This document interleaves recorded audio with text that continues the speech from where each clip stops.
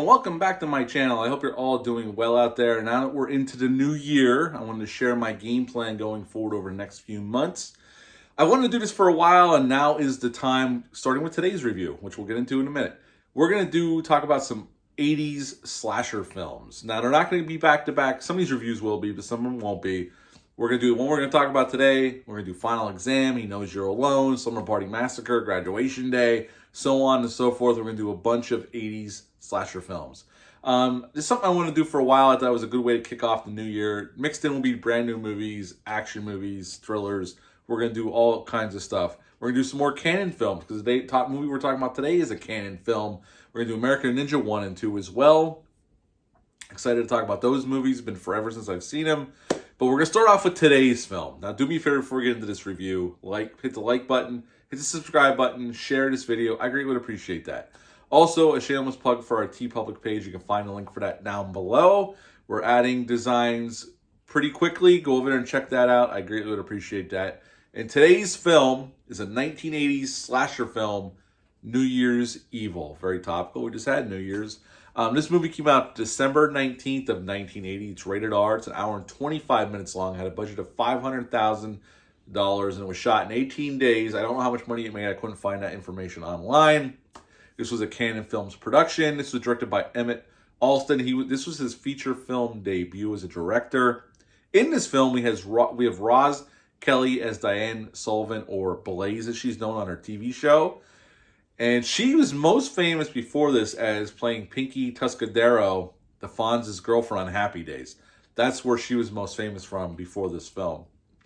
Kip Niven plays Richard Sullivan, Blaze's husband, and he was in a ton of films, a ton of film work, and a ton of TV over the years. Most famously, he was in Magnum Force with Clint Eastwood. And their son is played by Grant Kramer. He plays Derek Sullivan. And this movie takes all on place on New Year's Eve.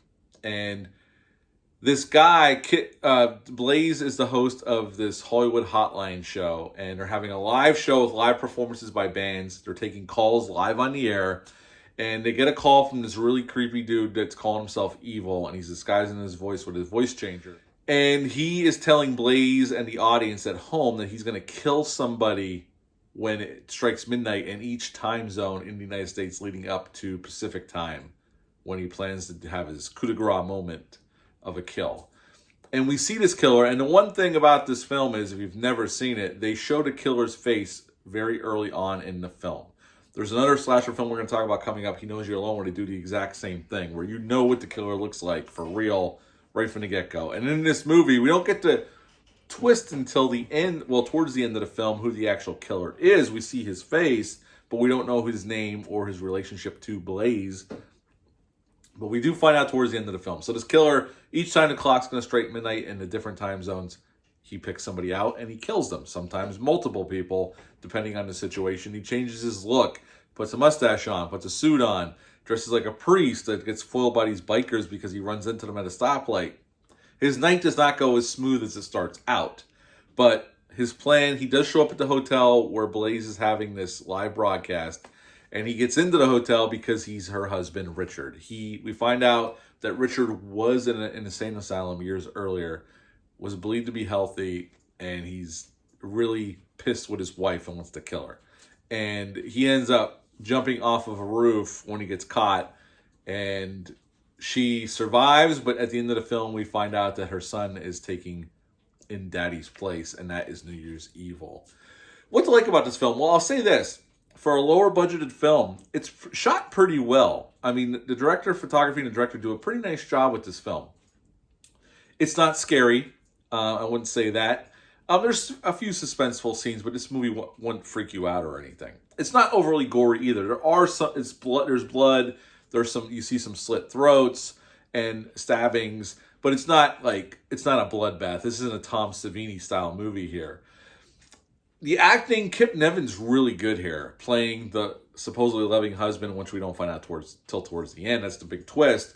And the psycho killer. He is really good here. He's a very solid actor. I would say the acting, most of the acting is pretty good.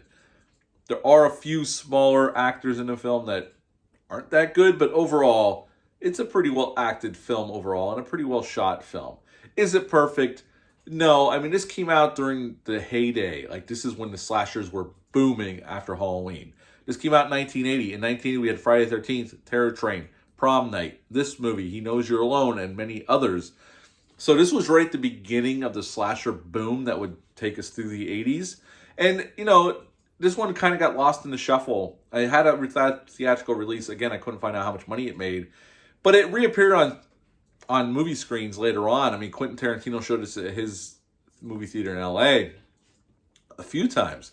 And the song in the movie New Year's Evil actually became kind of like a cult song, I guess, from what I've read.